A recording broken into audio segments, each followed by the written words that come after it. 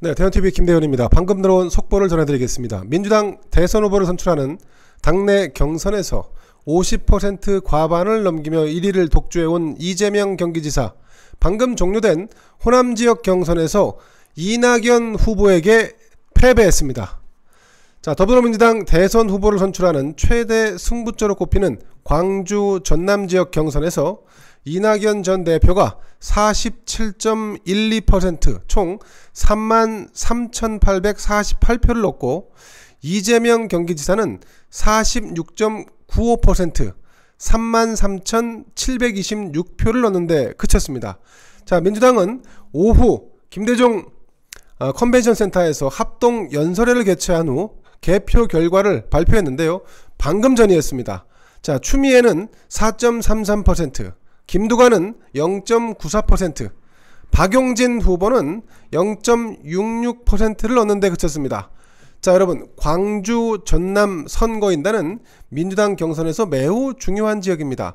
선거인단 수 자체가 20만 명을 넘어서기 때문에 여기서 만약에 승리한다면 대세를 이어갈 수 있고, 여기서 뒤집는다면 역전의 발판을 만들 것이다 라고 하는 전망이 나왔었는데, 자, 오늘 개표 결과 간발의 차로 이낙연 전 대표가 이재명을 눌렀습니다. 자, 이렇게 되면 이재명 대세론이 흔들린다라고 하는 보도가 나올 것 같습니다. 자, 다만 이 대세론이 과연 역전까지 갈 것이냐에 대해서는 의문이 생기고 있습니다. 자, 우선 이재명의 패배, 대장동 게이트 사건이 큰 영향을 미친 것으로 분석이 되고요. 그리고 호남 민심도 이제는 불안한 후보보다는 호남의 아들 이낙연을 밀어주자라고 하는 분위기가 상당 부분 생겼다라는 정도의 평가는 나올 수 있을 것 같습니다.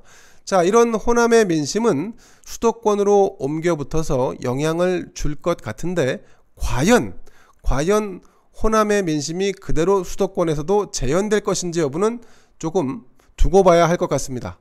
자, 이낙연에게는 굉장히 의미 있는 승리였습니다. 대역전 드라마를 쓸 수 있다는 이 작은 희망의 불씨를 살렸다, 이렇게 볼 수 있는데요.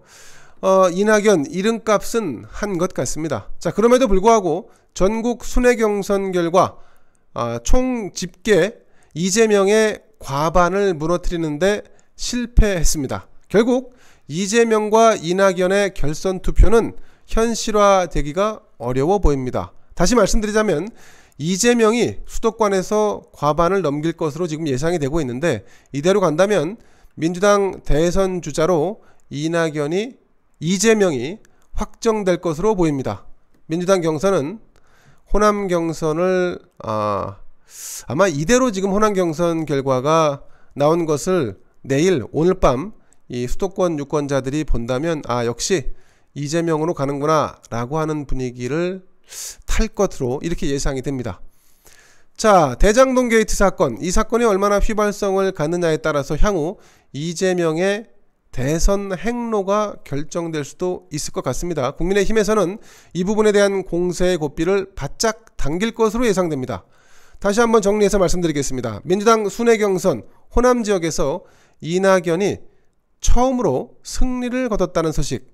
그러나 전국 순회 경선 집계 결과 여전히 이재명 경기지사가 과반 이상 득표를 유지하게 됐다는 것.